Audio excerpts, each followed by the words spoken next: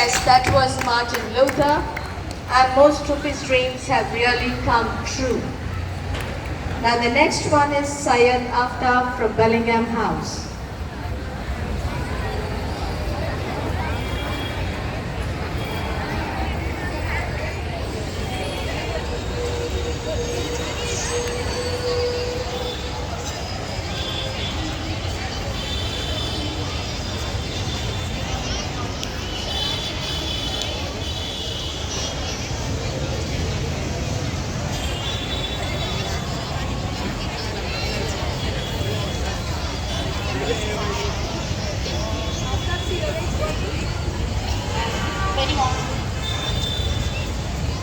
Good morning, respected judges, teachers, principal ma'am, and my dear friends. I stand before you today to voice the words of India's most articulate and dynamic leader, Dr. Shashi Tharoor, whose speech at the Oxford Union at the United Kingdom on 28 May 2015 stirred both the admiration and introspection around the world. Britain owes reparation to her former colonies. Madam President, gentlemen, and ladies of the House, I stand here with 8 minutes in my hand.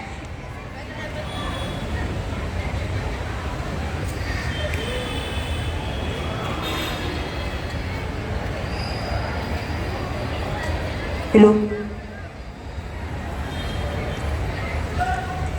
Madam President, gentlemen, and ladies of the House, I stand here with 8 minutes in my hand in this venerable and rather magnificent institution.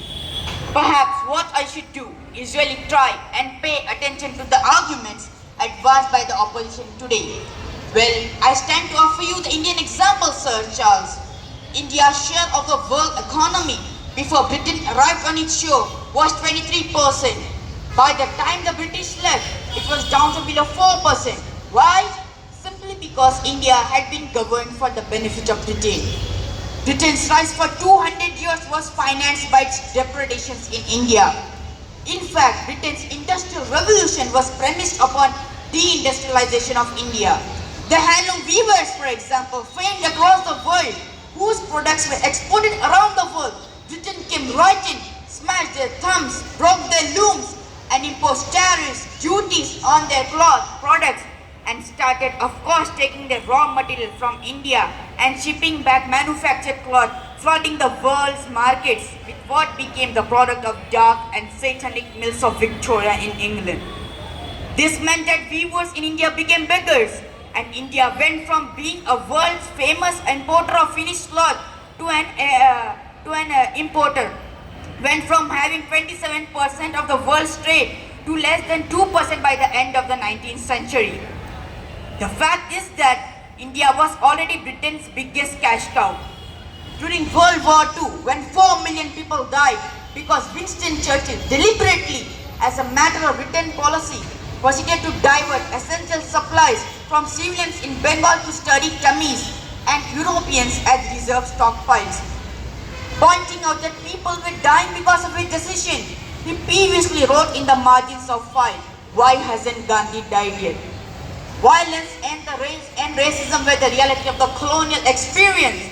And no wonder the sun never sets on the British Empire, because even God couldn't trust the English in the dark.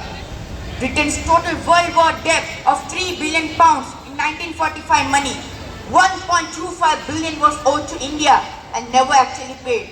We were denied democracy, so we have to snatch it, seize it from you with the greatest of reluctance. It was considered in India's case, after 150 years of rule, that too with little franchise.